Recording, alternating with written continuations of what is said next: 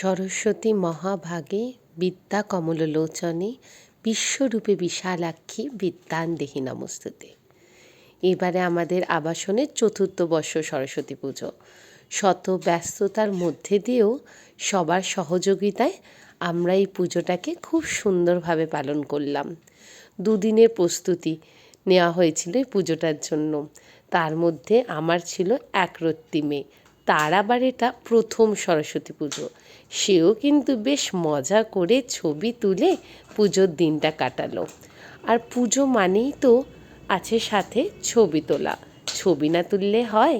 তাই সবাই মিলে অনেক অনেক ছবি আমরা তুললাম, নিজে একটু পাকামো করে সেলফিও তুললাম।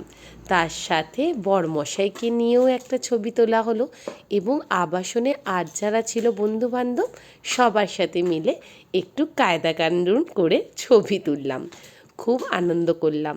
আর পুজো মানে পেট পুজোটা তো বাদ দিলে হয় না। খিচুড়ি, বেগুনি, বাঁধাকপির তরকারি আর কুলের চাটনি, এই দিয়ে আমরা নিজেদের পেট পুজোটাও খুব সুন্দরভাবে করলাম। সবাই মিলে একসঙ্গে খাওয়া দাওয়া করলাম। কিন্তু কথায় বলে না, আমরা বাঙালি, আর বাঙালিদের না একটু খাওয়া দাওয়ায় মন ভরে না। তাই রাতেরটাও বাদ দিলাম না, সবাই মিলে লেগে পড়লাম। ফুলকপি আলু মটরশুঁটি দিয়ে কষা কষা তরকারি আর তার সাথে গরম গরম ময়দার লুচি। দেখো এখানে সবাই বেলতে লেগে গেছে আর আমরা সবাই মিলে ভাজছিলাম। তবে বড় পাওনা কি ছিল জানো? কাকুর হাতে ভাজা লুচি, যেটা আমরা সবাই মিলে খুব আনন্দ করে খেয়েছিলাম।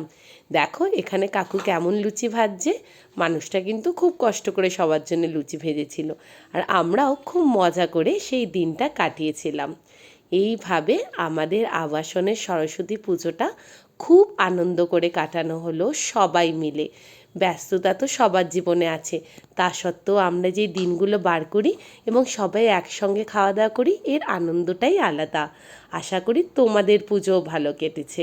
কেমন কাটলো তোমাদের পুজো সেটা কিন্তু আমাকে জানাতে ভুলো না। আর আমার এটা ভালো লাগলে সবাই মিলে একটু লাইক করে সাবস্ক্রাইবটা করে দিয়ে পাশে থেকো। ঠিক আছে, চলো আবার দেখা হবে নেক্সট ভিডিওতে। টাটা।